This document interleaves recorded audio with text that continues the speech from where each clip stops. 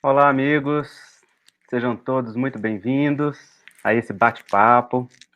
Nós temos muita alegria de estar aqui na TV7 mais uma vez, entre amigos, num bate-papo leve, informal, espontâneo, real, a respeito de temas do interesse de todos nós, da vida de cada um de nós. Esse é um bate-papo entre amigos que conversam com espontaneidade.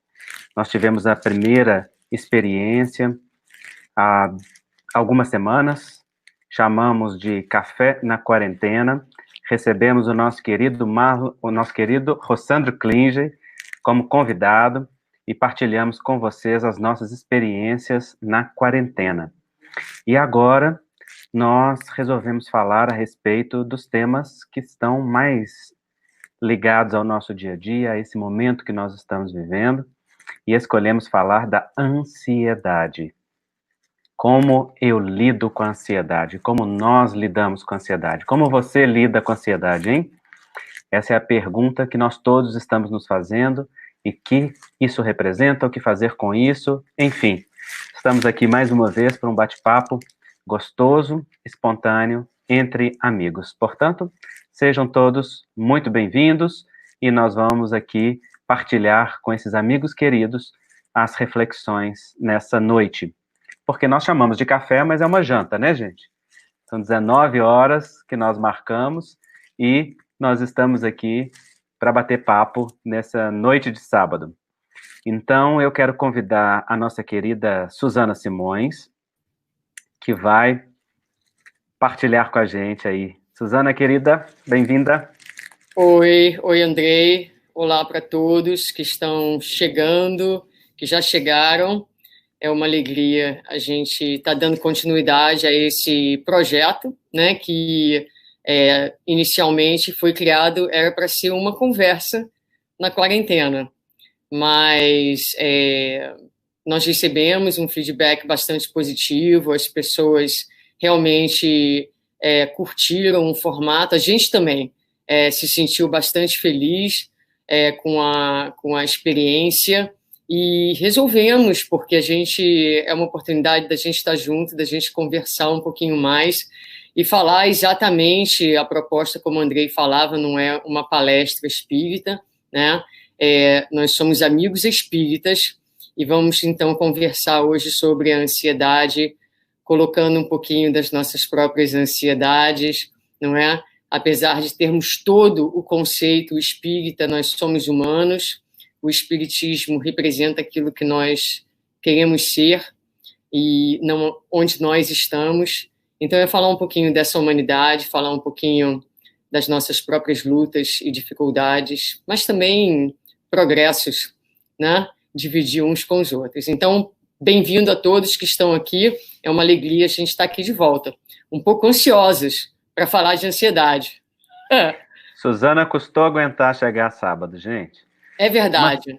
Uma semana atrás ela, mas nós não vamos divulgar? Não é hora de postar? Calma, Suzana, muita calma. É muita ansiedade, menino. Não é? Então. Muito bem. E nós resolvemos convidar um amigo muito querido, uma pessoa que nós todos admiramos, com quem a gente aprende muito, e é um queridão que vai partilhar conosco aqui desse bate-papo, nosso querido médico psiquiatra, Sérgio Lopes. Sérgio, muito bem-vindo. Muito obrigado, que prazer estar aqui com vocês, tendo É a uma honra de alegria. participar desse café entre amigos. Não Sérgio é? está em A alegria Pelotas, não. Pelotas, Rio Grande do Sul, aqui, bem no extremo sul do Brasil. Que Nós em coisa boa. Miami. Então aí, Andrei. ó, sul do Brasil, sudeste, Miami, e daí a gente cruza o oceano e vai lá para Londres e encontra o nosso querido Marlon Reikdal. Seja bem-vindo, Marlon. Olá, pessoal. É um prazer estar aqui com vocês agora. para a gente poder conversar um pouco sobre ansiedade. Eu estava me percebendo aqui, falei, gente, eu estou ansioso nesse programa, e eu não estava no primeiro. Eu falei, será que é porque ia falar de ansiedade, daí a gente fica ansioso, ou será que é porque a gente já fez o primeiro e acabou tendo uma repercussão e foi tão legal, e daí a gente quer manter a mesma lógica, ou talvez o mesmo estilo, né? Mas eu me vi mais ansioso do que o primeiro. Eu falei, gente, que história é essa?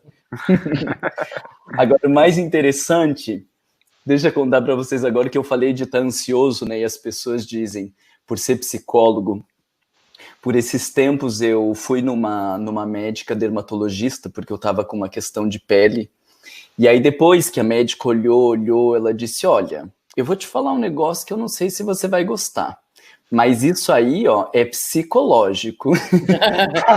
Aí eu falei, por que você diz assim que eu não vou gostar? Não, porque isso é ansiedade. Tá, mas e por que você acha que eu não ia gostar? Ué, você é psicólogo, né? Então, a gente ficou conversando um pouco ali, mas na cabeça dela é assim, se eu sou psicólogo, então não podia ter ansiedade, né? Eu falei, olha, muito pelo contrário, né? Com tantas exigências que a gente tem no meio da psicologia, e se a gente for colocar o espiritismo, né, com um monte de exigências de performance, de como ser, eu acho que a gente tende a ficar mais ansioso ainda do que as pessoas que estão aí meio largadas e não estão tão preocupadas com algumas coisas, ou com aparência, ou com performance, né? Então, foi uma experiência legal e, ao mesmo tempo, eu fiquei brabo com ela também, porque toda essa pressão gera mais ansiedade, né? Quanto mais a gente se preocupa em mostrar que está tudo bem, ou mostrar que está tudo correto, que não tem problema qualquer coisa, isso tende a gerar um quadro de maior ansiedade na nossa vida, né? Eu não sei como é que vocês estão lidando com esse momento, mas eu, por exemplo, eu parei de ver noticiário, porque eu percebi que estava sendo ansiogênico, né? Toda vez que eu assistia, eu começava a ficar com medo e começava a ficar mais ansioso. E aquilo me acelerava para um nível que me tirava do que eu controlo habitualmente.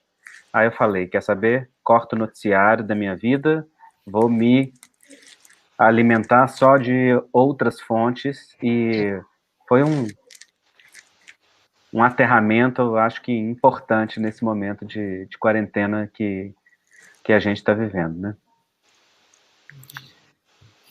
Olha, eu confesso que, como Marlon, me senti um pouco mais ansiosa para esse episódio do que o anterior. E acho que, em parte, porque a ansiedade, né,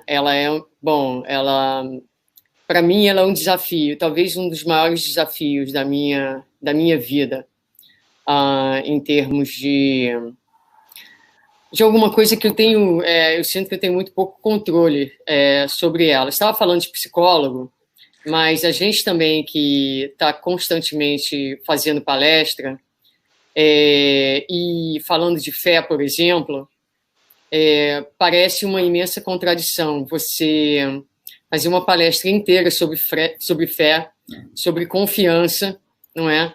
E ser tão tomado, tão possuído pela tal da ansiedade. Parece uma grande discrepância. E, às vezes, a gente sente uma pressão interna. E só lembra o Cristo falando nos nossos ouvidos, ó, homens de pouca fé. Né? Então, para mim é bastante desafiante, porque eu sinto, né, a ansiedade, assim, de momentos, né? Eu me lembro a primeira vez, por exemplo, que eu fui fazer uma palestra numa das conferências aqui da Flórida, e foi a primeira vez que eu fui fazer uma palestra e Divaldo estava na mesma conferência. E eu estava muito ansiosa, mas muito ansiosa. E, assim, na minha cabeça passavam coisas tipo assim, o que eu estou fazendo aqui? Que lugar é esse? Eu não pertenço nesse espaço, eu não tenho nada a oferecer, né? E eu estava num estado tal de nervos, e aí o Marcelo, que é um amigo nosso, ele passou assim perto de mim e falou assim para mim, olha, sua avó está aqui dizendo que vai tá tudo bem, para você se acalmar, que você se preparou, está tudo certo, né? E então essa é uma situação assim, né, mais corriqueira, digamos assim. Na hora, o que eu tirei daquela experiência foi eu fiz a palestra, eu tinha de fato me preparado e perceber que apesar de todos nós estarmos falando do mesmo conteúdo doutrinário, cada um vai trazer o conteúdo com as cores da sua vivência, da sua caminhada, da sua experiência. Isso é único naquilo que a gente tem a oferecer às criaturas. E todo mundo tem alguma coisa muito única a oferecer, né? Então, há essa ansiedade desses momentos assim, mas eu fiz um vídeo essa semana e falei dessa ansiedade que eu sinto que está presente na minha circulação sanguínea. É como eu sinto. Então, em tudo, em todos os momentos, é como se houvesse uma grande ansiedade presente, como se eu tivesse encarnado, assim, essa encarnação tem que dar certo. Não dá mais para pisar na bola, não dá mais para fazer os mesmos erros, entende? Então é como assim uma pressão interna constante de fazer as coisas certas, de dar o meu melhor, de não desperdiçar tempo e assim, isso aí é um começo, como se houvesse assim uma culpa, né, que a gente carrega dentro de si e que tem que dar conta de fazer melhor. Só para eu fechar, e aí abro aí para vocês, quando eu conheci o Marlon, Marlon passou uns dias na minha casa e a gente conversou muito, e ele falou muito sobre meditação. Então, não que eu tenha conseguido meditar tanto depois que eu conheci ele, mas fiz algumas tentativas, fiz um pouco de yoga durante um tempo, e é impressionante a sensação que eu sinto no momento em que eu consigo parar e fechar meus olhos e respirar. Inevitavelmente, depois de 2 e 3 minutos que eu faço isso, vem uma vontade imensa de chorar. É como se eu estivesse dizendo para mim mesma naquele momento, olha, você pode parar. É permitido a você descansar. É permitido a você relaxar o seu corpo, abaixar as defesas. Então é como se a gente carregasse, é como se eu carregasse, não é? Uma armadura de tensão constante, uma armadura de defesa. Defesa contra quê, né? Defesa contra a minha própria sombra, as minhas fragilidades. Então esse é um estado, assim, que é um mistério para mim ainda, mas essa é a percepção que eu tenho da minha experiência, não é? Desde menina, difícil parar de roer as unhas, então eu gosto de brincar com o Andrei, que eu vou à manicure uma vez por semana, que é a única maneira que eu consigo de manter as minhas unhas mais sob controle, não é? E então é isso. Eu acho, às vezes as pessoas olham para a gente dentro do movimento espírita, na posição de palestrante, e a gente se apresenta de forma tão segura, né? tão firme, e fica muito... as pessoas não têm noção, muitas vezes, da dificuldade que das pressões internas e etc. Bom, falei muito. Falem vocês agora. Sérgio. Pois é, eu tô ouvindo vocês aqui, tô prestando atenção no que eu tô sentindo, né? Uhum. E como eu não participei da primeira, a minha primeira é agora. Uhum. E eu também, eu acho que eu posso dizer com bastante tom de verdade, assim, que agora eu tô mais calmo, mas eu comecei bastante ansioso aqui.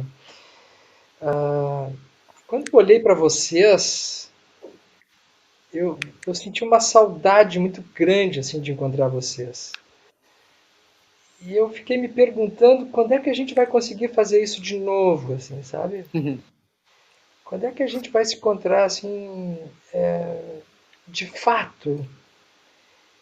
E eu acho que essa é a pergunta, né? que esse período faz com que a gente...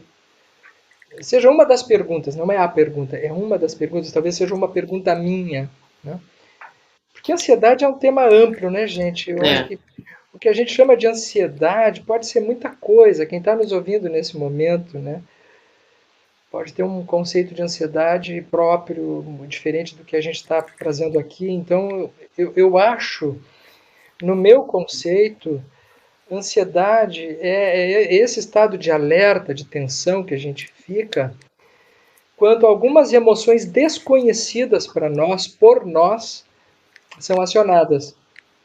Eu acho que a gente fica ansioso quando o nosso desconhecido se apresenta para nós, né? Uhum.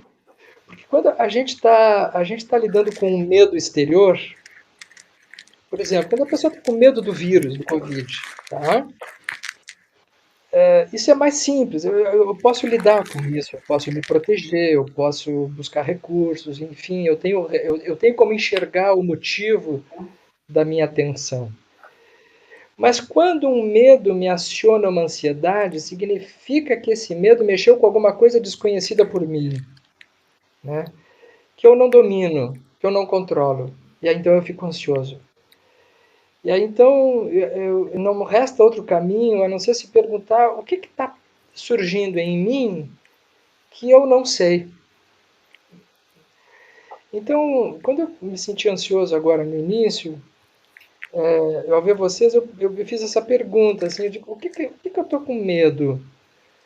E eu acho que um dos medos que eu tô é de não saber quanto tempo esse negócio vai durar, essa droga que a gente entrou, né? Porque isso nos coloca diante de um fato desafiador para nós, assim, né? Que é a nossa finitude. Eu fico perguntando assim se a gente já deu todos os abraços que devia ter dado, se já deu tchau para todo mundo que a gente se gosta, que talvez a gente não vai encontrar daqui a um tempo. Eu acho que mexe com tantas coisas, sabe, na nossa vida, que fica às vezes difícil, inclusive, de definir. O Marlon falou uma coisa que eu fiquei pensando, assim, né? Essa idealização, né, Marlon, que as pessoas têm. Eu tenho isso também, né? Eu sou psiquiatra espírita, né? Então muita gente procura, quase como um oráculo, né? Assim, né? Um psiquiatra e espírita. Esse cara deve saber, além do que acontece no mundo de cá, o que acontece no mundo de lá. Assim, a gente carrega esse mito de expectativa de soluções e respostas. E para quem está nos ouvindo, até porque a nossa conversa aqui ela é uma conversa entre nós, mas a gente sabe que tem um monte de gente nos vendo. Isso torna a conversa informal até certo ponto, e isso é ansiogênico também, né? Por mais que a gente tente eliminar esse dado de realidade, é um fato, né? É diferente, por exemplo, se eu tivesse combinado com vocês três, vamos bater um papo, a gente estaria menos ansioso do que no momento que a gente sabe que tem centenas de pessoas nos ouvindo, né? E que o vídeo vai ficar gravado e que pode virar até meme depois, né? Se dependendo dos bobagens que a gente disser, né? Bom, isso é ansiogênico, né? Porque a gente não controla isso. Eu acho que esse é o incontrolável, né? O desconhecido. O que vai acontecer? O que a gente vai, sabe, ser responsável? Quantas pessoas a gente está chegando nesse momento que a gente não domina, que a gente não controla? Esse incontrolável da nossa vida, que ao mesmo tempo é o grande barato da vida, da gente não saber, é o que nos joga na posição do que não sabe, quando a gente se depara com o não saber, né? Então, uma das coisas que eu estou convencido na vida, nesse momento, assim, que nós, principalmente nós, né, Marlo e Andrei e Suzana, que buscamos uma profissão que leva psi antes do psiquiatra, que leva o psicólogo, o psicanalista, o psiquiatra. O primeiro movimento que fez a gente procurar essa profissão não foi uma sensação de estar pronto para atender os outros, e nem foi uma espécie de capa de santo que a gente carrega desde o início com uma vocação de ajudar todo mundo. O primeiro movimento interno nosso foi de tentar descobrir alguma coisa da gente, né? Quando a gente procura uma profissão psi, alguma coisa, a gente está tentando descobrir alguma coisa da gente, inicialmente. Eu, pelo menos, foi assim. Eu acho que o Espiritismo também ele carrega esse desafio, que é oferecer uma espécie de mapa que a gente possa encontrar a gente mesmo. E quando a gente faz um curso como psiquiatria, como psicologia, e não descobre a gente mesmo, que a notícia ruim que a gente tem para as pessoas que estão nos ouvindo e fazendo o curso é que a gente não vai descobrir quem a gente é num curso. Né? Aí a gente se transforma em palestrante. Porque o palestrante é esse que veste também uma espécie de um saber, um falso saber, assim, de que entende de algumas questões, e isso também não é muito, isso é muito perigoso, assim, né? É aquele que fala para os outros, né? E isso é uma outra armadilha, assim, né? Que quando a gente se identifica com o profissional ou o palestrante, aquele que tem algo para falar, a gente pisa numa casca de banana. Porque se a gente não fizer um movimento de autoconhecimento, a Suzana falou da meditação, e eu acrescentaria aqui a psicoterapia, como ter a ajuda de um olhar externo que possa nos facilitar o próprio olhar. Se a gente não se oferece para alguém nos ajudar nisso, algumas coisas nossas ficam em pontos cegos, ficam escuros, ficam desconhecidos e a gente fica mais ansioso ainda.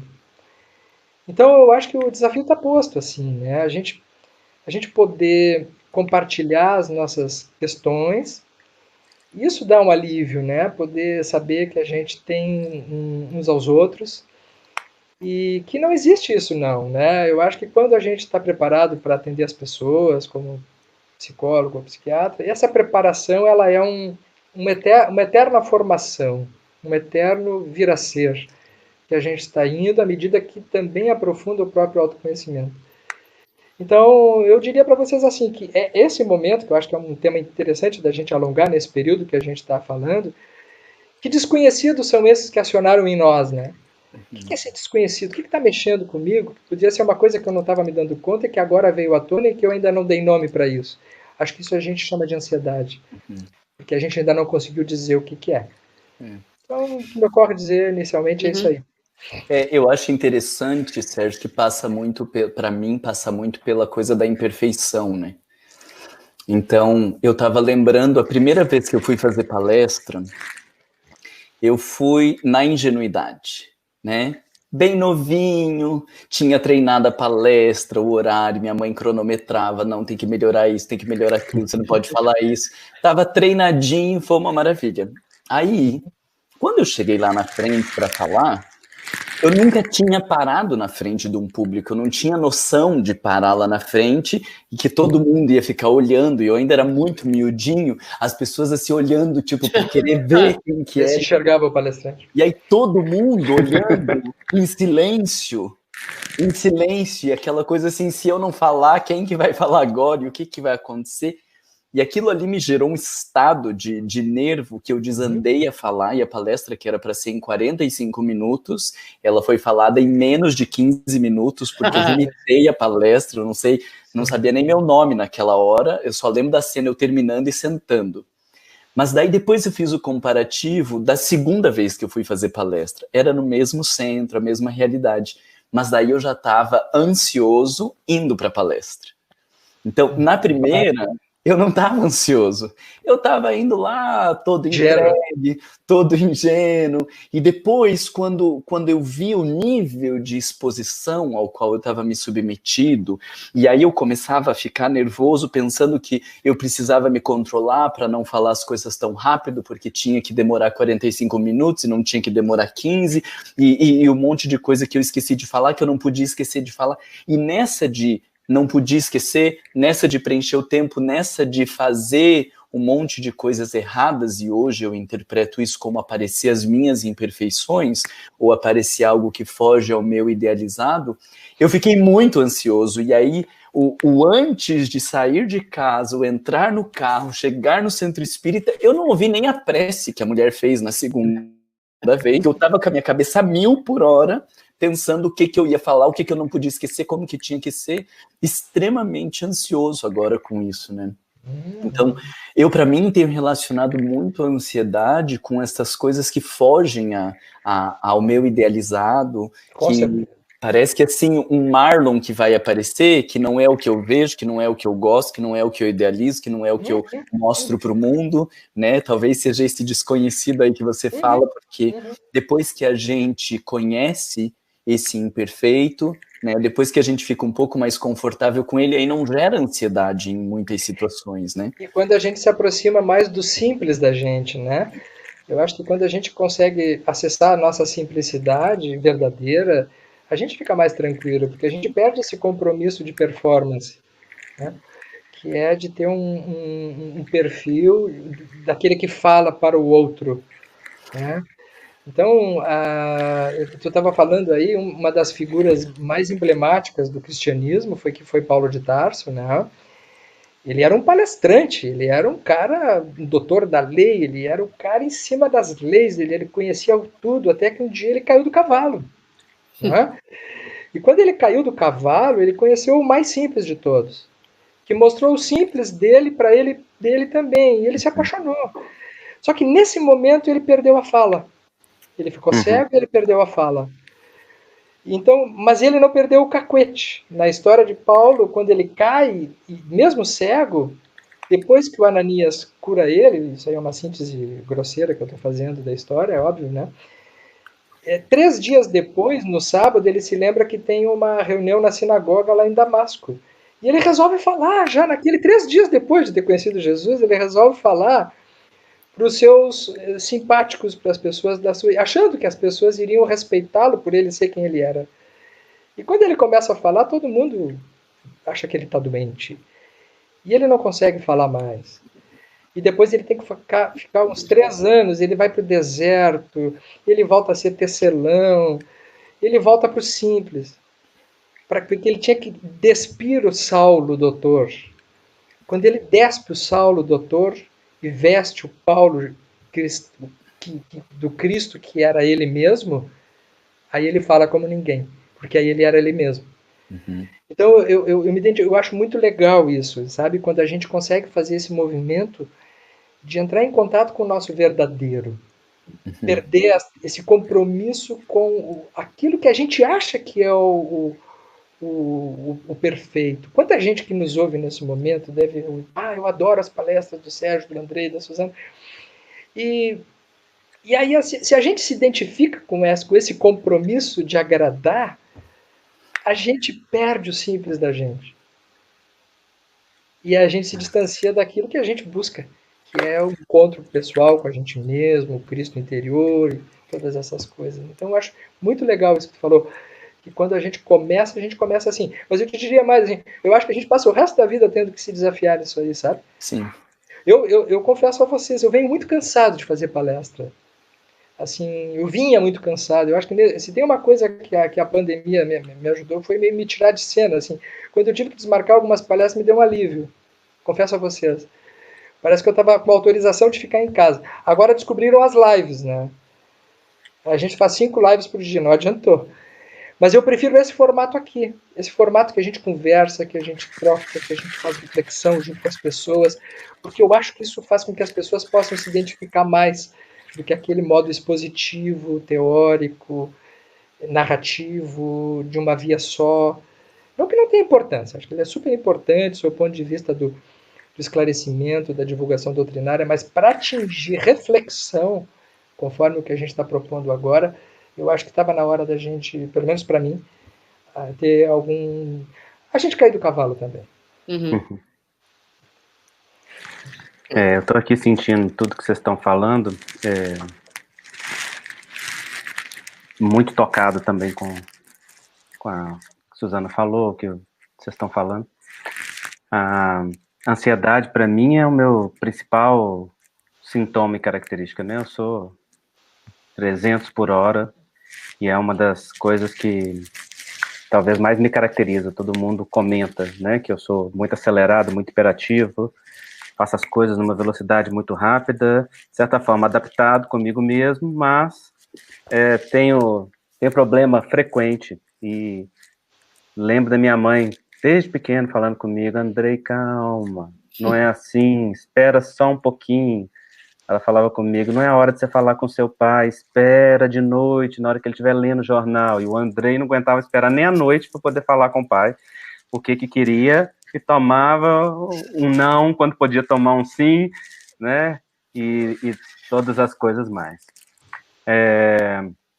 Acho que a gente aprender a se conhecer no que atua na sua própria expressão de ansiedade e adaptar-se é um trabalho de autoconhecimento contínuo, porque vai mudando essas características.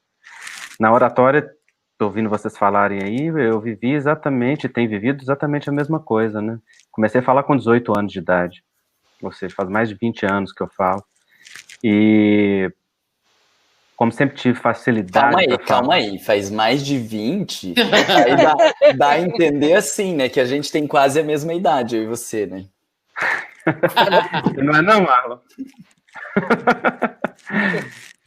E eu lembro que no começo, como eu tinha muita facilidade de falar, eu também e muito pouco autoconhecimento, e naquela época de adolescência, de muita formatação dos padrões, eu falava muito, temos que, e aquela fala mais dura, etc. E um dia eu comecei a ficar incomodado com isso, e comecei a abrandar o tom da fala, a falar com mais coração. Eu lembro que numa reunião de manhã, um espírito incorporou num médium, logo depois da fala, me chamou num canto, bem discreto, era um mentor da casa onde eu trabalhava, já estávamos habituados a esse tipo de manifestação, e falou assim comigo, meu filho, a forma como você falou hoje nos permitiu resolver questões obsessivas ligadas a você.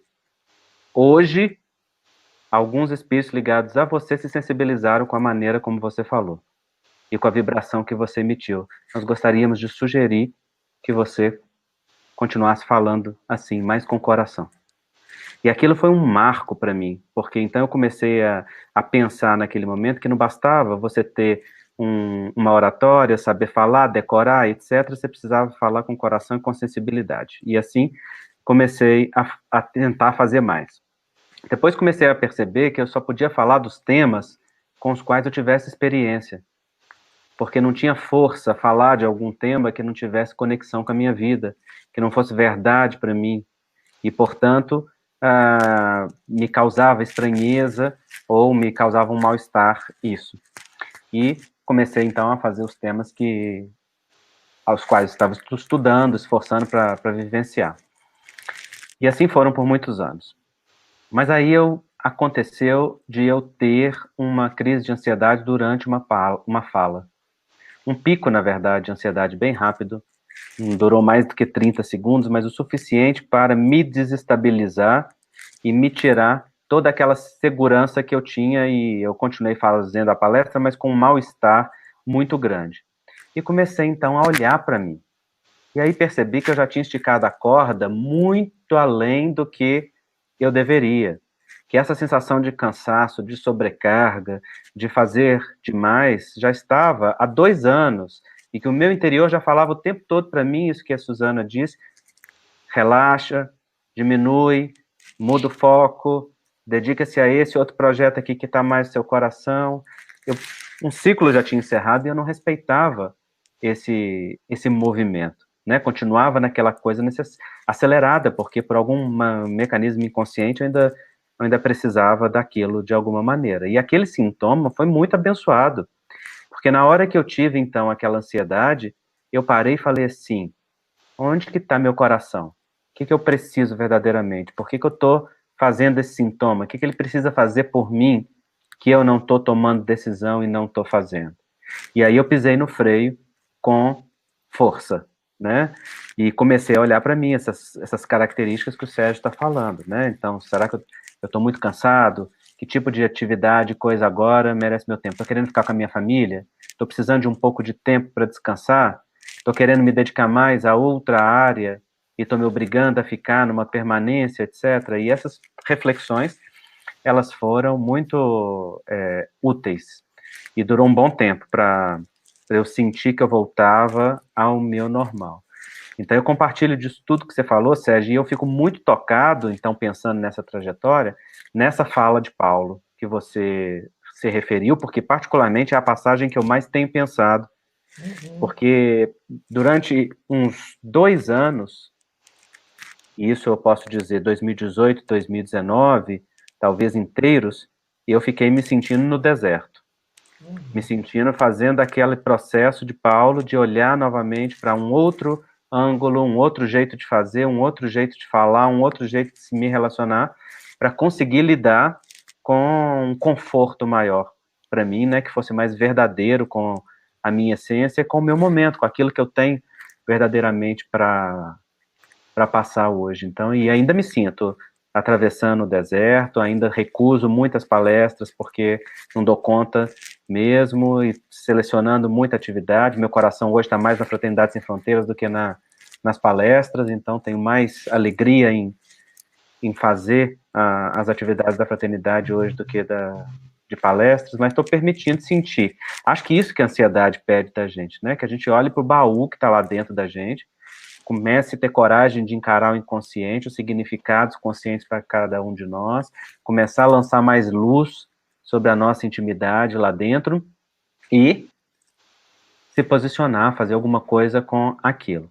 Então aí quando você diz, Suzana, que sente um sintoma, né, de não poder parar, de precisar dar conta da encarnação, de precisar tá sempre fazendo isso, eu também sinto. Eu muitas vezes me senti culpado quando parava para descansar, quando parava e não tinha nada. Muitas vezes ficava um tempo agitado, falando, o que eu faço agora?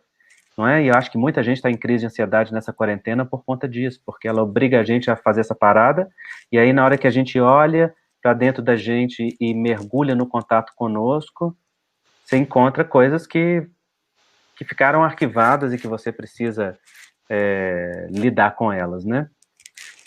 Gente, posso me meter nisso aí? Eu claro, sou convidado hoje, vou me meter mais com vocês.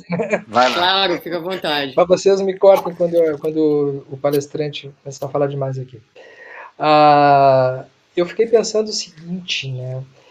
Que todos nós que somos palestrantes, né, nós temos algo de narcísico dentro de nós. Toda pessoa que acha que tem alguma coisa para falar para os outros, tem alguma coisa de narcisismo importante, certo? O narcisismo não quer dizer que seja ruim, né? Ele é um processo interno de formação da autoestima, enfim, entre outras coisas. Mas todo palestrante, ou pelo menos me sinto, extremamente narcisista ainda, né? Num ponto ainda bastante fora do meu saber de mim mesmo. Eu era mais, né? Acho menos hoje, mas eu encontro em todos nós, assim, na medida que eu vou conhecendo, algo de narcísico importante dentro de nós, né? Então, assim, por exemplo, se nós quiser, por exemplo, um exemplo aqui, se a gente quiser só falar entre nós, a gente não fazia uma live para todo mundo ouvir. A gente o que faz com que a gente abra o nosso diálogo para as pessoas ouvirem? É uma questão narcísica. O que não quer dizer que seja ruim. Por exemplo, nós estamos conversando, pode ser útil para muita gente. O que é ruim é eu não saber que eu tenho isso. Certo? O perigoso é quando eu estou possuído por um narcisismo do qual eu falsamente me disfarço de, não, eu sou um trabalhador, nasci com esta tarefa, sou uma espécie de missionário, preciso trabalhar incessantemente para aproveitar uma oportunidade encarnatória, porque senão eu vou fracassar. Isso é um disfarce. Certo? A nossa tarefa não é nascer para ser palestrante.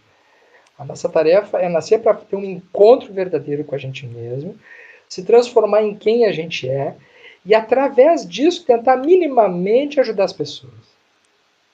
Certo?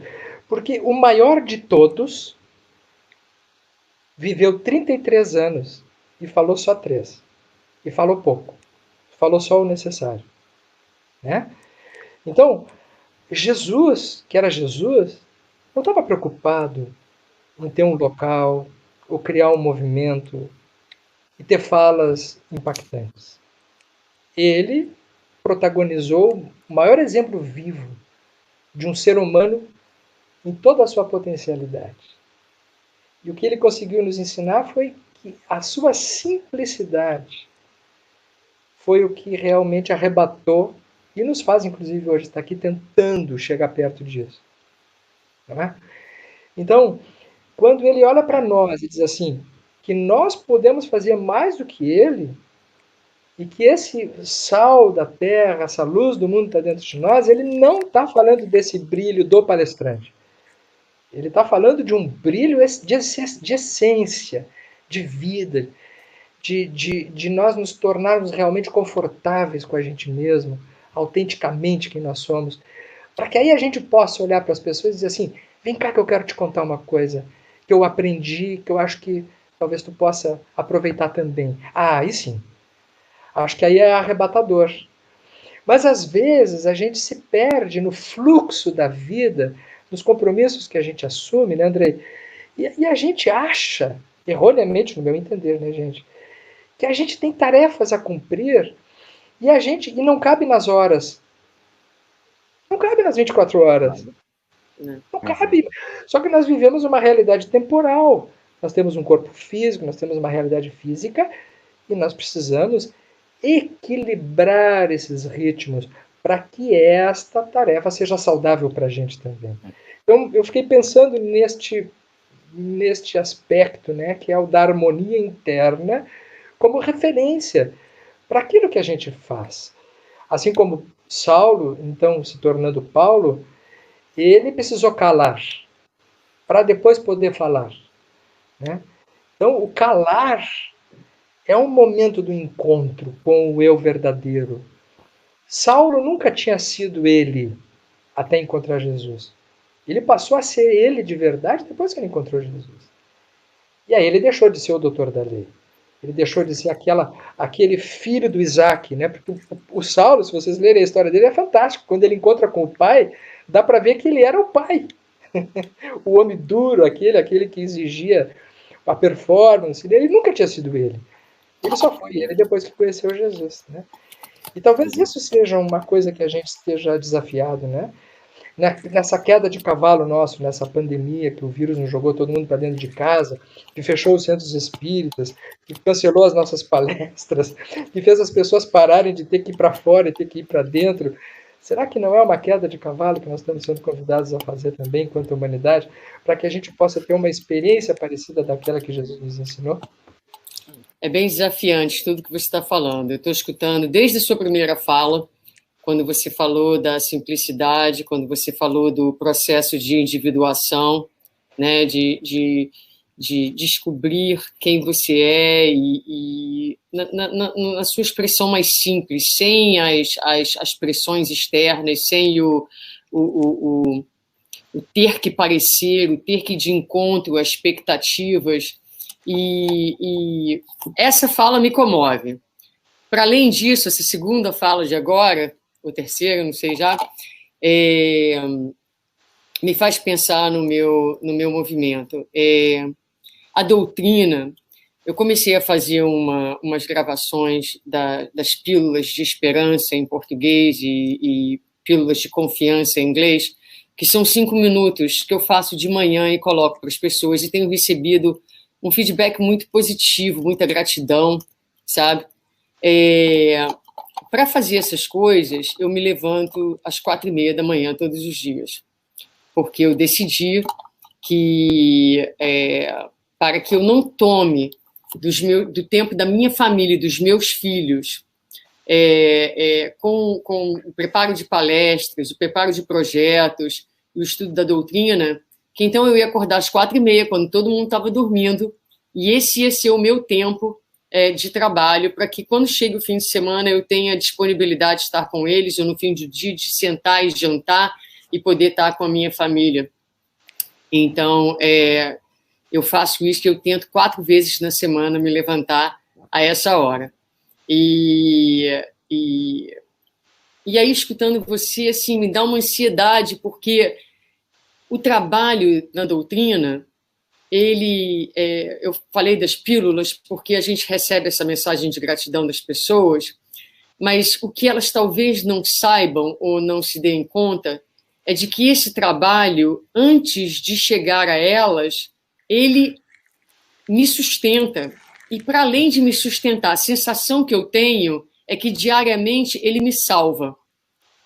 ele me salva de mim mesma. Então, quando eu faço o trabalho, sim, há uma intenção de, puxa, as pessoas gostam da maneira que eu falo, e as pílulas, qualquer pessoa que assistir vai ver que é uma fala muito simples, é muito espontânea. Eu saio da minha casa, dirijo até a esquina, onde tem uma árvore linda que eu gosto, o sol está nascendo, eu sento ali, abro, falo o que vem na minha cabeça, e aquilo sai com assim, a emoção do momento, é uma coisa simples, é uma coisa despretensiosa, é uma coisa que eu faço carinhosa. E muitas vezes, às 4:30 da manhã, quando eu estou sentada estudando, eu me levanto, aí eu tomo meu banho e falo, nossa, estou cansada. Aí eu sento, aí eu começo a ler, começo a preparar uma palestra, alguma coisa. Aí aquilo vai me dando um entusiasmo na alma. Aí eu falo, nossa, como eu gosto disso. Como eu adoro ler essas coisas, como eu queria ter mais tempo para ficar fazendo isso. Mas, no fundo, aquilo, eu sinto assim, eu tenho essa consciência de que esse trabalho, para muito além de qualquer benefício que ele faça para qualquer criatura, e talvez as pessoas não saibam disso, ele me salva. A impressão que eu tenho é que, se eu me afastar dele, é como se... Aí entra ansiedade, aí entra medo, aí são as minhas questões pessoais, não é? Mas parece sim que eu vou perder o chão, sabe, Sérgio? Parece sim que eu vou me desestruturar. Então, muito mais do que fazer para os outros, a gente faz para a gente mesmo. E parte disso, claro que a gente falou sobre isso na semana passada, né? A gente não está aqui fazendo de conta que nós somos missionários. Eu não acho que nenhum de nós quatro tenha essa proposta. Apesar de que, talvez, em alguns momentos, a gente se sinta assim, sim. Acho entende? Que sim, não é? Não é consciente. Mas não é uma proposta consciente, cuidando, exato, né? não é uma proposta consciente, mas claro que isso passa pelas nossas vidas e claro que há um narcisismo em tudo isso, ninguém está negando, mas a maneira que eu gosto de olhar para essas questões é perceber que essas questões elas são complexas, elas são amplas, e tem o narciso, mas tem muitas outras coisas também por trás disso, não é? Então, fazendo o link disso com a ansiedade, eu sinto que muitas vezes parte desse movimento um pouco compulsivo tem a ver com a minha maneira de controlar, é como se eu me desviar um pouco disso, eu vou me perder, entendeu? Então, eu me mantenho num ritmo muito... Já fiz 50 anos agora, então já consigo deitar no meu sofá. Todos os sábados eu tiro um cochilo de 10 minutos, porque a hora que eu deito, o cansaço é tão grande que eu fecho o olho, eu durmo imediatamente. 10 minutos depois eu acordo bem. Então, todos os sábados eu consigo cuidar do meu jardim, gosto muito de fazer isso. Então, já fiz alguns progressos, mas vivo esse medo de me perder na minha própria existência. E muito da minha ansiedade vem da minha compulsão de trabalho, vem por conta disso, viu? Então, eu assim, às vezes, porque nada do que a gente está falando é simples, é preto e branco, né? Para tudo que a gente está falando, há várias camadas, há várias dimensões que a gente pode olhar na nossa abordagem. E não é uma fórmula, né? Desculpa, Marlon, mas não é uma fórmula, né? Eu fico imaginando, se eu acordasse às 4:30 da manhã para fazer a gota de qualquer coisa, eu ia... uma criança, deu. Pois é. Então, acho que deve ser ótimo para ti, Suzana. Eu fico feliz que consiga acordar às 4:30 da manhã. Fico feliz com a gota de inveja. Mas eu acho assim, se eu tentar ser Suzana, eu me perco de mim. Sim. Certo? Então, assim, acho que as pessoas que estão nos ouvindo, elas precisam filtrar e saber assim, qual será o seu jeito? Às vezes a gente precisa fazer essa busca de uma forma com um mapa na mão, mas sem perder a noção de qual é o território que eu preciso percorrer. E assim, ó, pra maioria o jeito não é acordar 4:30, gente, vamos lá, né? Tipo, isso não é a média, né? Mas eu fico pensando nisso que você está falando, Suzana, né? Dessa coisa, ou até desse receio em relação à verdade que o Sérgio estava falando, né? De entrar em contato com a nossa verdade, né? Porque Paulo, é uma figura que, quando ele encontra Jesus, ele entra em contato com a sua verdade, ele precisa do deserto e tal, e é um dos grandes pilares do cristianismo, né? Agora, qual é a verdade do Marlon? Né? Porque entrar em contato com a verdade, eu acho que não é uma coisa, a nossa verdade, como espíritos bem terra-terra que nós somos, não é uma coisa muito bonita. Né? E isso é a nossa verdade, né? Porque de repente a gente tem um discurso tão espiritualizado e tão bonito, e aí é difícil a gente entender que a minha verdade é que talvez eu possa fazer muito menos, que a minha verdade é que talvez eu tenha muito menos energia, que a minha verdade é que talvez eu seja muito mais egoísta, que a minha verdade é que eu sou muito hipócrita. Então eu vejo que esse encontro com a verdade, ele muitas vezes dá medo. Né? Tô falando porque eu ouço você dizendo parece que vai desestruturar, né? E a minha experiência quando eu vim aqui para Londres foi de muito medo, né? Porque eu vinha as pessoas cruéis, né, dizendo Marlon, mas você tá abandonando o movimento espírita, mas você isso, você aquilo. Eu falei, vocês vão tudo a merda, né? Porque se não quer ajudar, ainda vai ficar na minha cabeça agora querendo botar mais pressão, né? 12 anos fazendo análise toda semana e interpretando meus sonhos e tentando lidar com as minhas questões para hoje dizer eu não preciso disso. Mas ao mesmo tempo que eu estava bancando o dizer isso está me fazendo mal, eu não preciso disso, eu quero viver uma experiência de quem é o Marlon que não é o palestrante, quem é o Marlon que não é o filho conselheiro, quem é o Marlon que não é o amigo psicólogo, quem é o Marlon fora de tudo isso, eu morri de medo. Né? Porque uma parte minha eu estava mandando as pessoas para o inferno que vinham me pressionar, mas uma outra parte minha estava dizendo, meu Deus, e se esse negócio der errado? Então, né, com esse medo de me perder, com esse medo de fazer sexo com Londres inteira, esse medo de desandar da doutrina espírita, de não lembrar o que é o evangelho, esse medo de ser humano. Né? E o que foi fantástico para mim é que eu não estava frequentando centro espírita nenhum, eu não tenho horário para fazer evangelho, eu não tinha horário para fazer meditação, mas eu nunca vivi uma experiência tão profunda, eu nunca escrevi textos tão significativos como os que eu estou escrevendo, eu nunca tomei consciência de tantas coisas em tão pouco tempo, e nunca vivi essa experiência que eu estou vivendo, né? Então, eu acho que a gente tem foi tão pesado para a Suzana que ela até perdeu ela caiu, foi, ela caiu. A Suzana foi expulsa do paraíso. Ou a vibração caiu e ela ficou às 4h30 da manhã. Eu tava falando para ela do viver o humano, né? Daí caiu a conexão. Ela resolveu aterrar de uma vez. Marlon, sabe o que eu lembrei? A passagem do filho pródigo, né? A gente tem esse cacuete, né, o cacuete do evangelho, a gente lembra direto, porque nós somos espíritos, e quem está nos ouvindo vai entender isso, porque provavelmente ninguém está nos ouvindo aqui, se também não, poucas pessoas, a maior parte está também familiarizado com essa linguagem.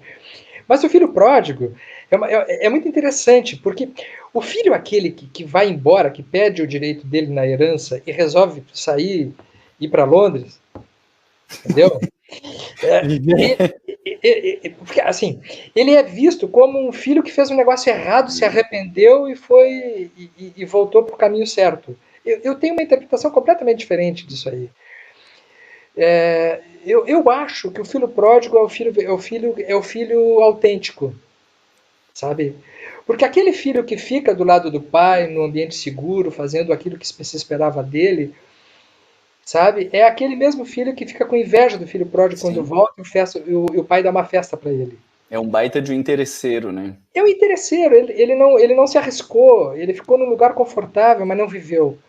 E o filho pródigo é aquele que foi, viveu, aprendeu pela própria experiência e voltou. Uhum. Voltou ele mesmo, voltou tendo o que contar. Eu acho que o pai que recebe o filho pródigo, a gente, quando estuda o evangelho, a gente estuda assim como o pai caridoso, o pai bondoso, o pai que ó, viu? Agora a Suzana voltou. Eu comecei a falar de coisa mais elevada e a Suzana entrou de novo aí, viu? Mas voltando. Olha, deixa eu falar só um minutinho. Eu entrei, caiu a conexão com o meu computador, eu entrei pelo telefone. Vocês estão me escutando bem? Tá meio, mas... Um pouquinho mais baixo. Um pouquinho mais baixo. Tá bem, mas é só para vocês saberem. Eu vou ainda tentar voltar no computador, mas vamos seguindo. Então, que interessante, né, Marlon? O pai, quando o filho dobra na estrada lá na ponta, o pai já estava esperando ele. Eu tenho uma sensação, isso é uma fantasia minha, óbvio, né, uma interpretação pessoal, que o pai tinha uma saudade desse filho. Que o pai tinha uma necessidade desse filho. Por quê? Porque possivelmente nem mesmo o pai tenha feito o que o filho fez. A vida na aldeia era aquela mesma sempre. O único que teve coragem de sair e voltar para contar uma história diferente foi o pródigo. Então eu acho que o pai recebeu esse filho não por caridade ao filho, mas por caridade a ele mesmo. Ele precisava receber esse filho para ouvir alguma coisa nova. Ele gostava mais do pródigo do que daquele que ficava, nesse sentido.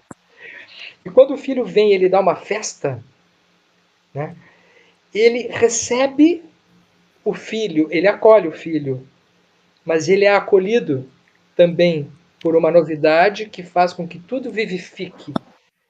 Então, eu compartilho perfeitamente contigo. Eu acho que na nossa leitura espírita nós temos, às vezes, uma tendência muito moralista de enxergar as mensagens. Mas o que tem na mensagem de Jesus, que eu acho que é desafiador, é que ele nos ensina que toda a experiência humana era válida. O que importa não é a experiência em si, é aonde ela nos leva. Sim, e aí eu lembro dele falando, né, buscai a verdade e a verdade vos libertará, né? Então, a mensagem de Jesus é super impactante, né? Hoje eu estava aqui com aquele texto lá dos túmulos caiados e pensando, refletindo, né? Porque veja o que ele estava falando, né? Que assim, você tem um comportamento bem bonitinho por fora, mas por dentro tá tudo podre, né? E a gente tem uma dificuldade de entender que se por dentro não é eu tô percebendo, é o inconsciente, né? Então a gente vai mantendo uma conduta por fora, a gente vai se mantendo bem bonito e por dentro a coisa tá desandada e a gente paga um preço muito maior do que a gente está imaginando, né?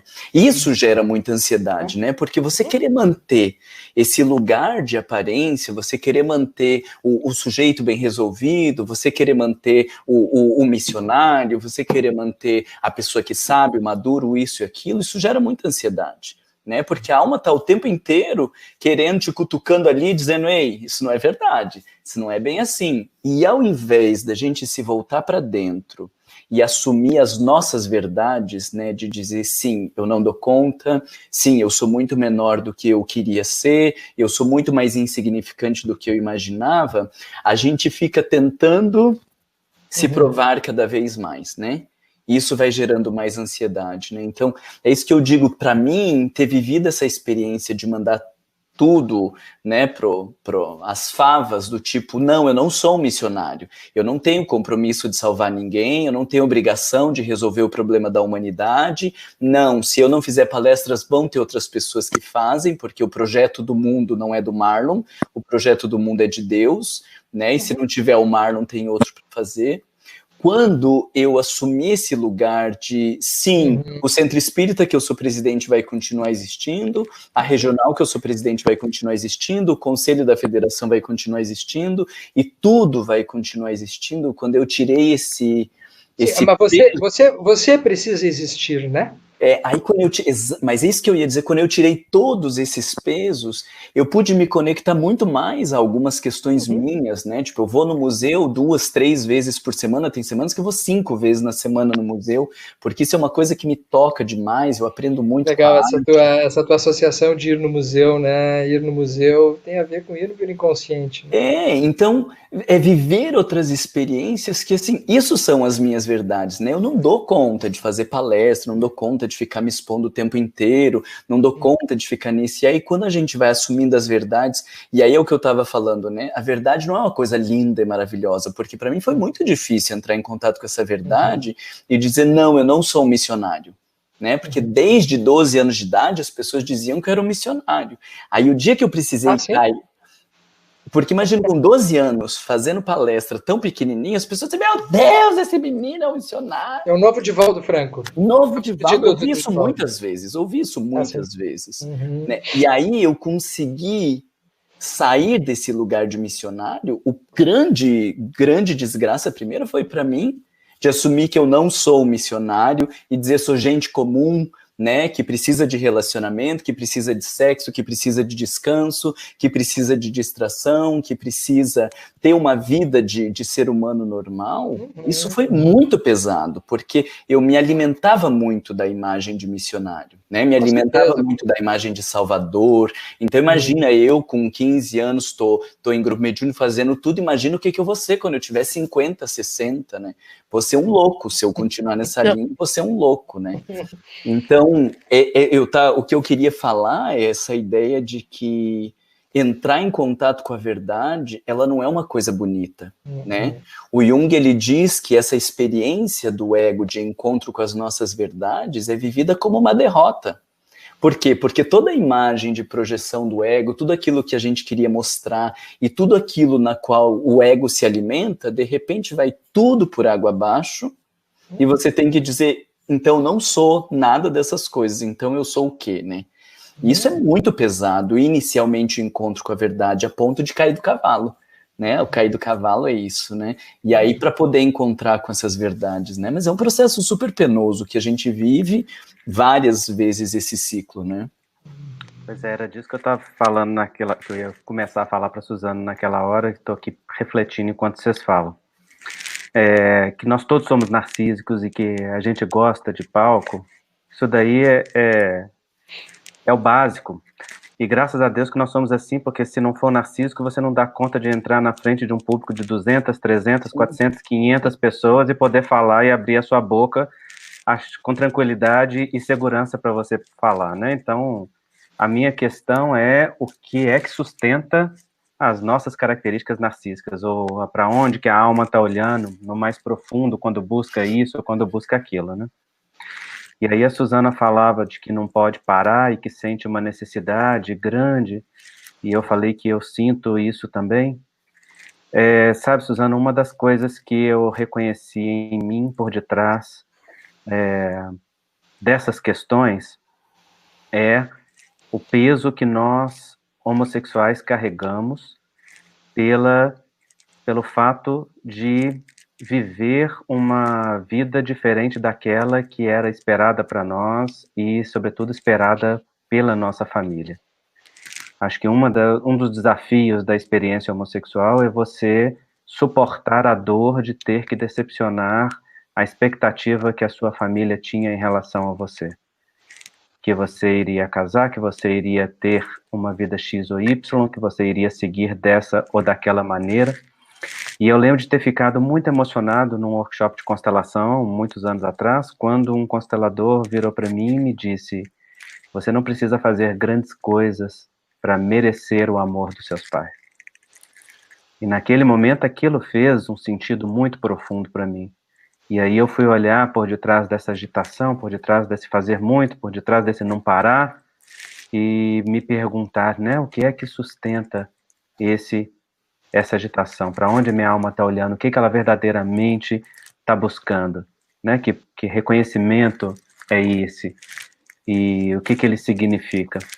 Então eu acho que o desafio da nossa ansiedade é a gente mergulhar nos significados particulares, que eu acho que é disso que o Marlon está falando, porque esse caminho da gente falar bonito, interpretar bonito, para nós que somos treinados na interpretação do evangelho, esse é um caminho fácil, e a gente faz com facilidade, claro. E ele nos toca, ele serve também, mas tem um movimento mais profundo, né? Então, eu fico pensando aí, Sérgio, para além do filho pródigo, qual dos dois que é mais autêntico, eu fico pensando assim, qual aspecto de personalidade minha assemelha-se ao filho que saiu, qual aspecto de personalidade minha assemelha-se ao filho que ficou, qual aspecto de personalidade minha é o pai, porque existem todos esses personagens dentro de nós, né? E se a gente puder olhar o evangelho com esse convite psicológico de mergulho para dentro, eu acho que ele nos ajuda. A interpretação que Joana faz dessa passagem lá naquele Em Busca da Verdade é uma coisa fantástica, né? Porque daí a gente vai ver justamente como a gente faz interpretação do evangelho numa perspectiva de você tem que ser bonito, você tem que ser adequado, esse dar certo, né, que a Suzana estava falando, você tem que dar certo, né? Mas um certo para quem, né? Porque o nosso você tem que dar certo é um certo para essa sociedade, é um certo para esses padrões, é um certo para essas pessoas que estão me vendo e me aplaudindo, né? Mas isso é uma loucura, porque se a gente olhar 50 anos atrás, o que se esperava de uma mulher há 50 anos atrás e colocar uma mulher hoje atuante e tudo mais, há 50 anos atrás, ela era completamente fora dos padrões esperados e aparentemente inadequado. Né? Então, a gente vive nessa busca de dar certo, que eu acho que é um movimento natural e essencial, mas com o grande desafio de perguntar o que é dar certo, né? Porque é dar certo para quem? Dar certo para as pessoas que estão vendo, dar certo para as expectativas dos meus pais, dar certo para o que o público espírita acha, ou dar certo para os meus aspectos essenciais, né? Então, o que é esse dar certo numa sociedade tão hipócrita, numa sociedade que valoriza tanto a aparência, numa sociedade consumista, numa sociedade compulsiva? O que é dar certo nessa sociedade, né? A referência precisa ser questionada, né? E mesmo na leitura que muitas vezes a gente faz da doutrina espírita. Sim. Porque às vezes a gente pega o próprio texto evangélico ou as mensagens espíritas e traduz isso como uma tarefa na qual a gente não pode errar.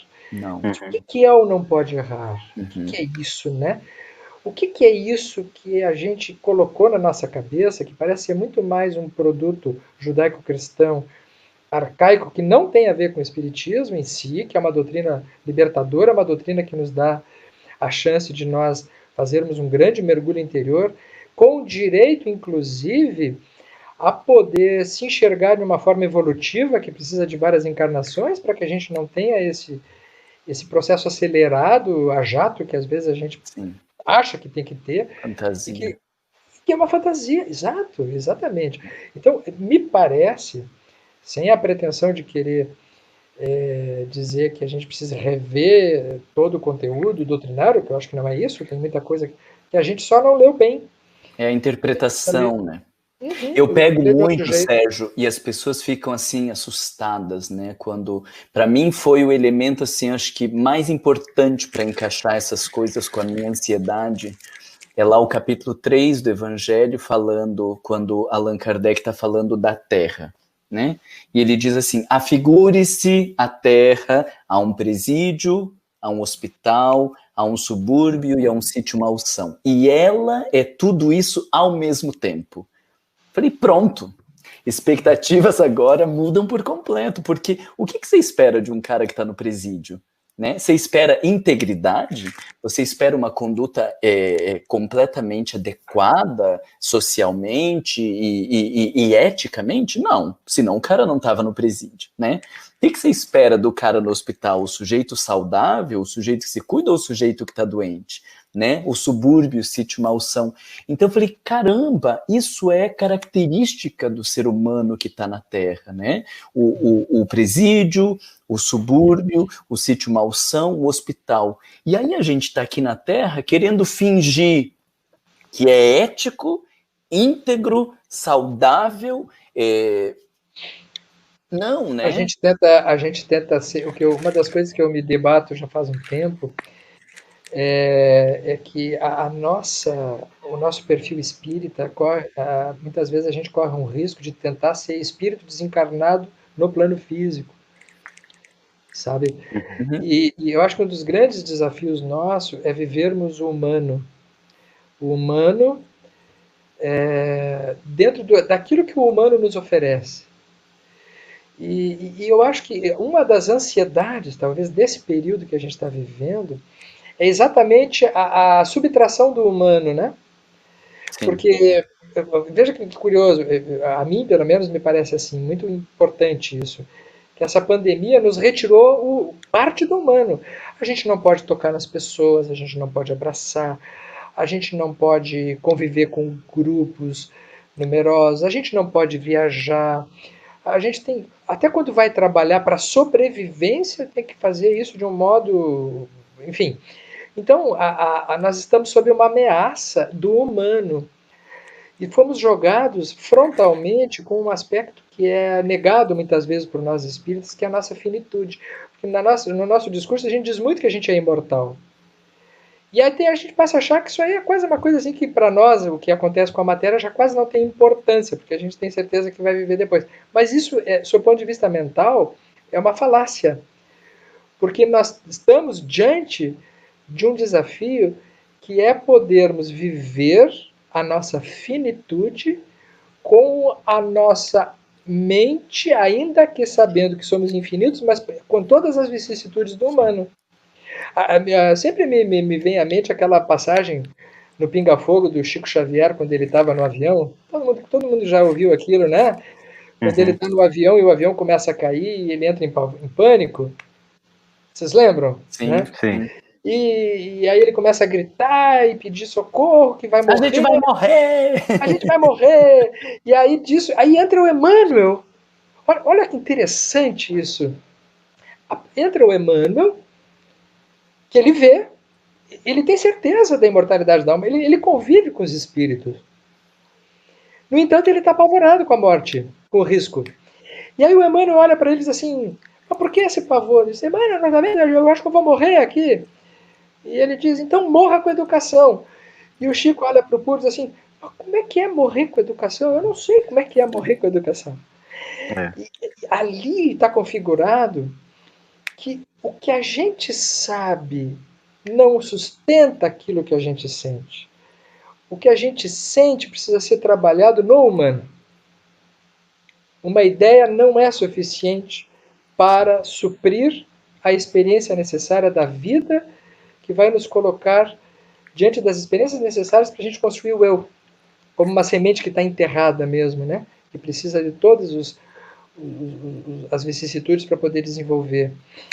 E aí eu fico pensando, meus queridos, que de certo modo, nesse período da pandemia, nós estamos todos um pouco desencarnados, já repararam? Nós estamos meio que vivendo uma experiência de espírito desencarnado, é como se fosse uma prévia, assim, né? E aí a gente começa a sentir falta de coisas muito humanas, assim. Eu pelo menos tenho sentido muita falta, assim. Eu tenho vontade de abraçar até os meus inimigos, nessa altura do campeonato, né? Até inimigo pode. Tô pagando para voltar até abraçar. Por quê? Porque como faz falta isso, né? Eu fico pensando, quando a gente pudesse encontrar de novo, se a gente marcar um congresso, vamos combinar aqui, né? Vamos tirar um dia sem palestra, só para poder, sabe, se tocar, assim, se abraçar, sentir que a gente está no físico.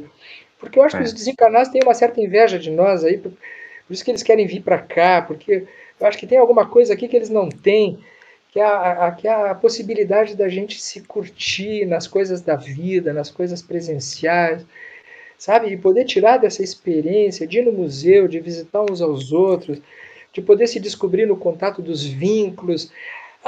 Isso com certeza é um dos principais motivos da nossa encarnação. E o Marlon estava falando que a Terra é um presídio. Eu fico Kardec muito. que fala, porque Kardec, se não usar isso contra mim, eu tô ferrado. É Kardec que fala. Exatamente. E eu fico. Sabe, uma das coisas que me tocam é ver a misericórdia do alto, né, com todos nós. Eu acho que uma das coisas que está por trás da nossa ansiedade, querer trabalhar muito, fazer muito, palestrar muito, ou qualquer muito que seja, são as culpas também que a gente traz do passado. Nós todos somos espíritos culpados, né? A gente sabe que a gente não se caracteriza por ser bom, mas por já estar cansado do mal, o que é muito diferente. E ainda aprendendo a lidar com o mal que existe dentro de nós e com toda esse conflito interior daquilo que está armazenado no inconsciente, do que a gente traz como proposta encarnatória, o que significa estar aqui, etc, etc. Um dos recursos que eu uso para lidar com a minha ansiedade, e para mim é o recurso mais poderoso, é a oração. A oração realmente me conecta com o meu centro, e as visualizações criativas, etc. Mas o que mais me toca na oração é que, com a sensibilidade mediúnica que eu tenho desde a adolescência, e, portanto, na oração sentindo muito a questão energética e também a questão espiritual, eu nunca experimentei, em todos esses anos, nenhum momento em que eu sentisse repúdio da parte dos benfeitores espirituais. Censura dura, movimento duro de que é isso, ou você é aquilo, que coisa é essa. Muito pelo contrário, sempre foi um olhar muito misericordioso, e é uma das coisas que eu acho moral, né? Que alimenta o coração. Eu me lembro que um dia, numa palestra em Orlando, uma pessoa me perguntou no final da palestra assim,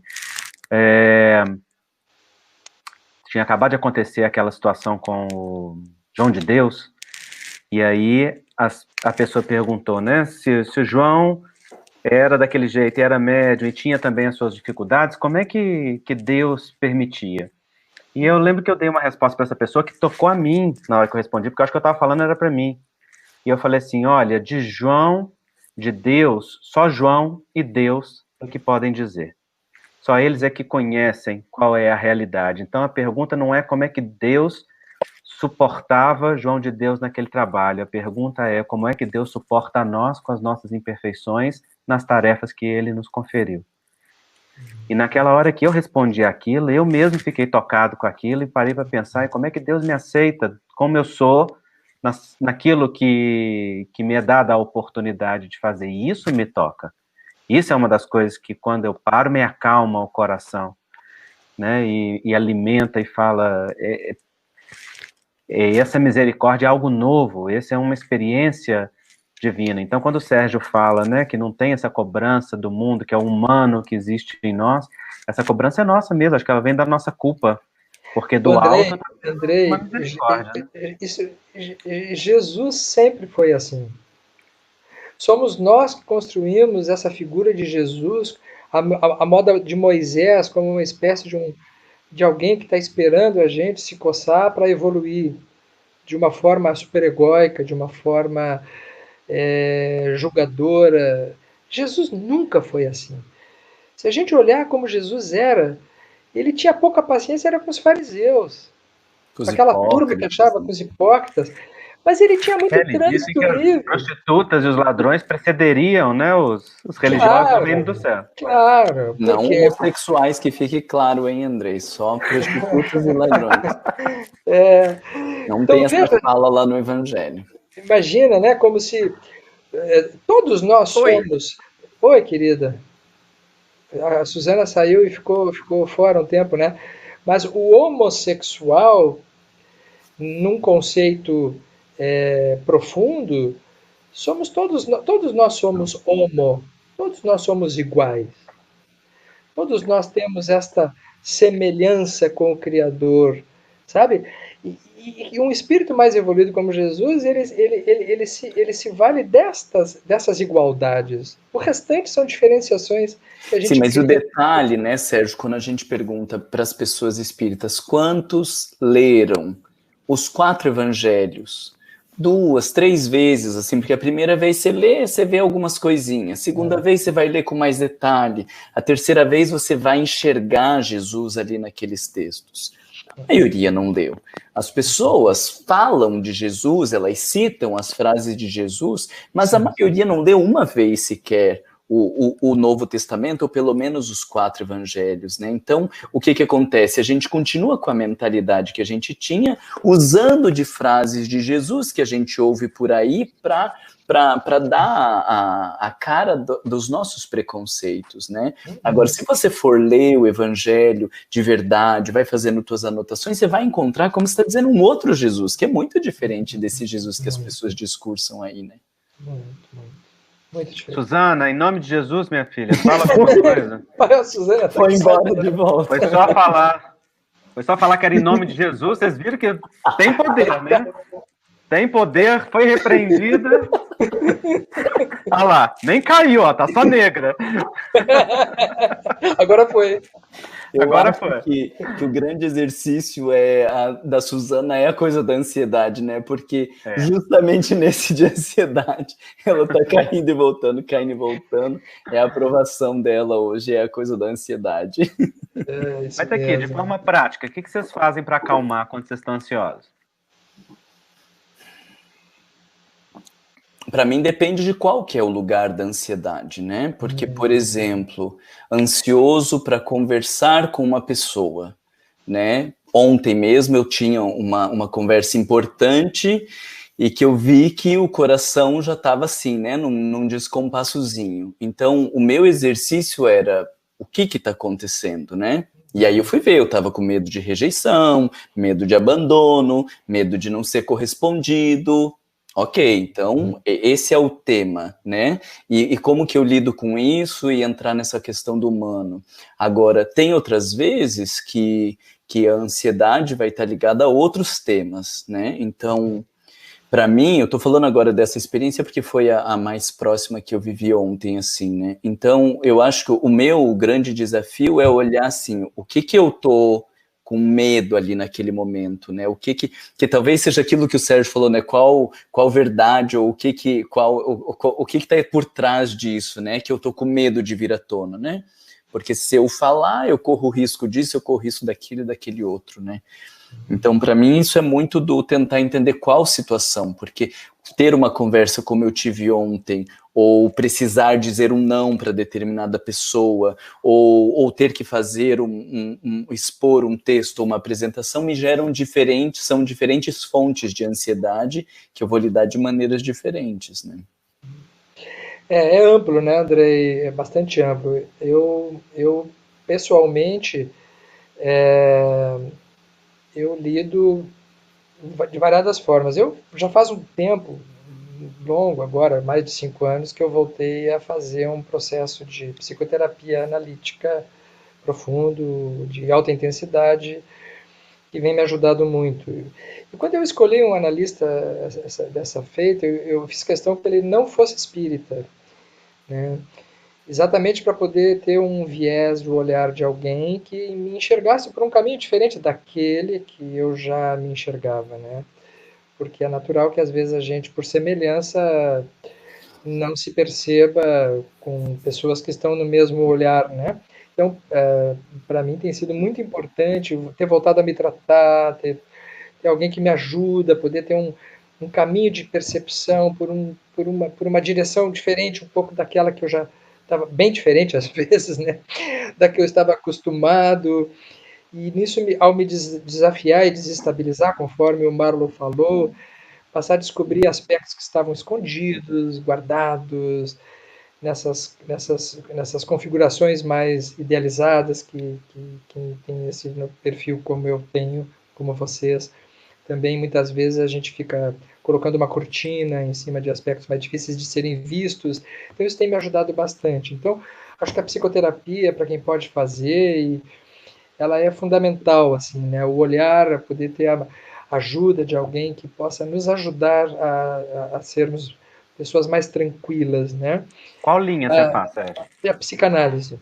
Eu gosto muito da Psicanálise? psicanálise Eu e o Marco fazemos a Jungiana. junguiana, né? Eu fiz Bom, 2 anos de psicanálise também, depois, acho que pela própria formação, né? Mas claro, essas abordagens profundas, né? Essa premissa sim, do inconsciente, de dizer, olha, tá bom aqui, mas tem um negócio muito mais profundo que você não claro. está enxergando, né? E eu acho que depende muito, né, Marlon? Depende do terapeuta também, né? Às vezes, assim, Sim. a gente poder ter a sintonia e poder encontrar alguém que a gente tem aquela liga, aquele encaixe, sabe? Isso é fundamental, assim, né? Outra coisa que eu utilizo muito, Andrei, com certeza, o recurso da oração, da meditação, poder fazer o contato permanente comigo mesmo, usar uma função de conexão superior, né? Como um modo de poder alinhar aqueles planos que estão dentro de mim, que são profundos e que precisam de um algo mais além de mim mesmo, numa conexão com o alto. Então, isso me sustenta, né? Eu não perdi isso. Eu uso muito a visualização criativa, inclusive aproveitando para dizer às pessoas, porque pode ter gente em casa precisando desse recurso, No meu livro Reconciliação, Consigo Mesmo, com a Família, com Deus, eu coloco 6 visualizações criativas e nesse período de quarentena aproveitei para pegar aquilo que está lá publicado no livro e gravado e coloquei no meu site à disposição de todo mundo para ajudar o pessoal a lidar com a quarentena. Então tem 6 visualizações criativas lá que são meditações, formas de hipnoterapia guiada para você centrar, conectar. Então quem quiser acessa lá, andreimoreira.com, tem lá em cima visualizações criativas, está lá aberto para todo mundo. Eu acho que seria importante colocar aqui também que algumas pessoas que possam estar nos ouvindo, e agora, nesse momento, eu acho que é importante se referir também a essas pessoas que nos ouvem, que podem ter níveis de ansiedade altíssimos, né? Que caracterize quadros de pânico, situações que são complexas demais. Imobilizam. Né? Que mobilizam além daquela possibilidade da pessoa por si mesma fazer alguma coisa sozinha. Então é muito, muito recomendável que a gente diga para as pessoas, procurem ajuda médica, procurem ajuda psiquiátrica. Às vezes é necessário por um tempo a pessoa tomar uma medicação para poder equilibrar um sistema químico cerebral que sozinho, né, muitas vezes não se consegue regular. Então eu acho que é ampla a resposta e que vai muito dependendo das situações que atingem esses casos. Eu vejo assim, hoje, né, com essa coisa da pandemia, muitas pessoas com esse discurso de ansiedade, né, muita gente ansiosa, e aí estou relacionando com as coisas que a gente estava falando do encontro consigo, das verdades, de sair das idealizações, né, que o que eu vejo é que essa pandemia,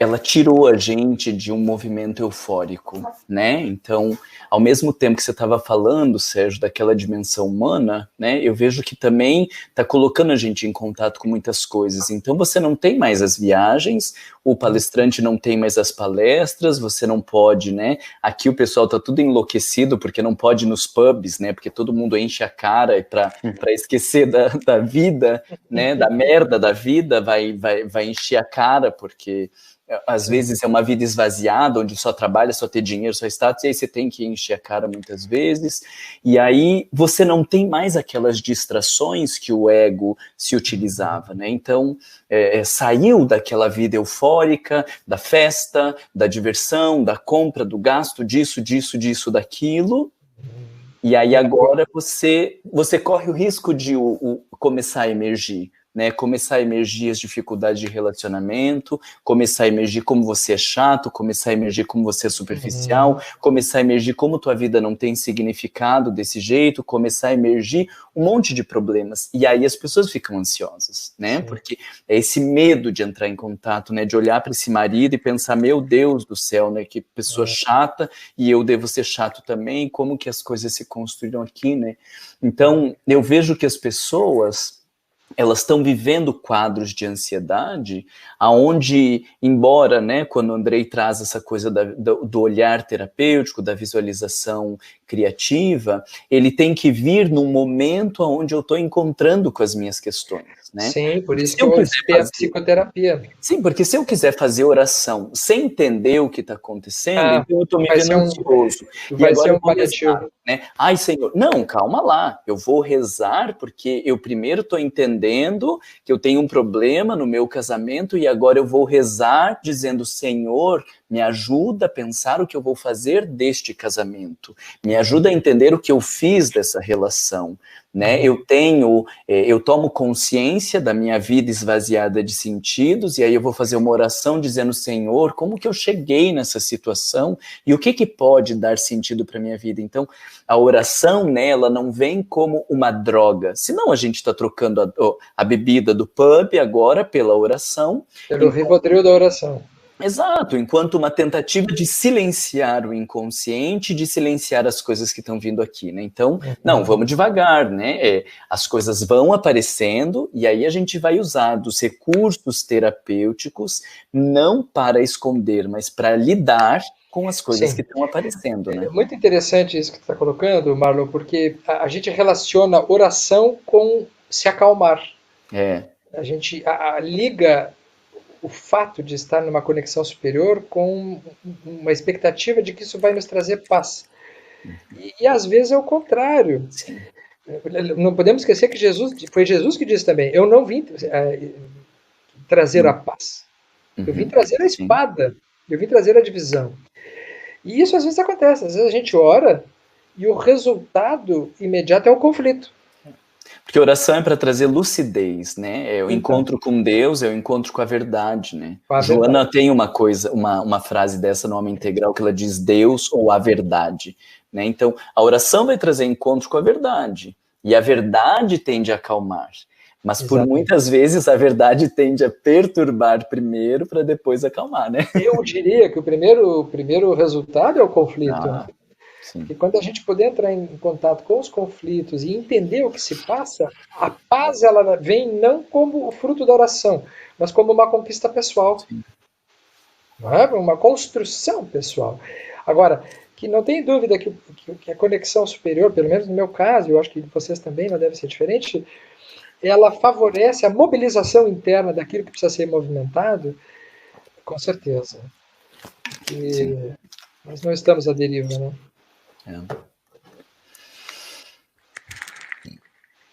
A Suzana saiu mesmo, né? Ela botou uma mensagem dizendo que não vai conseguir voltar, né? E acho que deu nosso horário, né, Andrei? Deu. Sérgio, da minha parte, queria te dizer que foi muito legal de ter você aqui, né? E a gente já tem um vínculo, né, por essa forma de pensar, por esse desejo de construção de um mundo melhor, por via de sermos pessoas melhores, né? Então, acho que foi muito legal da gente estar aqui somando ideias, trocando ideias, e de minha parte, embora aqui seja super tarde, porque aqui é 00:30, eu nem vi a hora passar e achei que foi uma delícia de minha parte, queria expressar isso e te agradecer, tá? Daqui a pouco a Suzana está quase acordando, né, Marcos? O pessoal deve ter achado que ela saiu porque precisa acordar 4:30 da manhã e precisava ir dormir. E deve estar certo. Olha, gente, eu só tenho a agradecer a vocês, né? Porque eu acho que a gente se encontra tão rapidamente nos eventos, né? Nos congressos, a gente tem esta performance assim, né?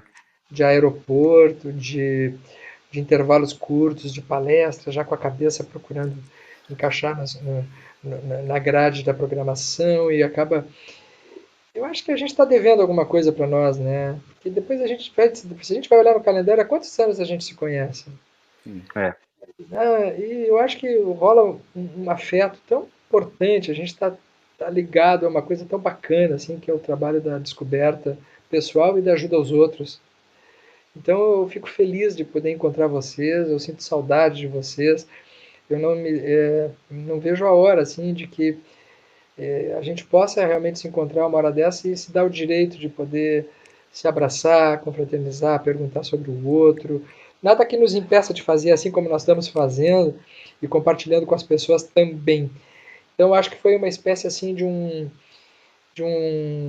aperitivo, né? Sim. Que a gente tem condições de avançar e eu só tenho a agradecer a vocês pela oportunidade de ter reencontrado vocês e conversado sobre esses temas tão importantes, assim, ainda mais num momento como esse. E espero que em seguida Deus nos ajude, que a gente possa ter merecimento, assim, de ir adiante e conquistar mais coisas. Hein? Olha, a Suzana tá junto com Suzana de Ângeles. Na hora que a gente estava fazendo a oração final, aparece a mentora. Voltei para dar um beijo em vocês, escutei o fim, lamento, tentei de tudo, tentei mudar a conexão, mas não deu para... ainda tá no ar, tá só para você saber, você não falar nenhuma besteira aí. Não, eu sei que tá no ar, mas falei, não vou tentar, tô no carro, tá, gente? Mas só para dar um beijo em vocês, amo vocês, Sérgio, querido, em breve a gente vai estar de volta se abraçando, tá bom? Um beijo para todos vocês, obrigada a todos que estiveram com a gente aí durante essa 1h30. Super beijo. E com a palavra da nossa mentora, nós encerramos a reunião, rogando as bênçãos de Jesus para todos nós. Amém. Então tá. Beijo, querido. Tchau, tchau. Beijo a todos. Gratidão, TVSET. Valeu, Sérgio. Foi ótimo. Valeu. Marlon, Suzana. Um abraço, gente. Fica com Deus. Falou. Se cuida, tá? Tchau, tchau. Você também. Tchau.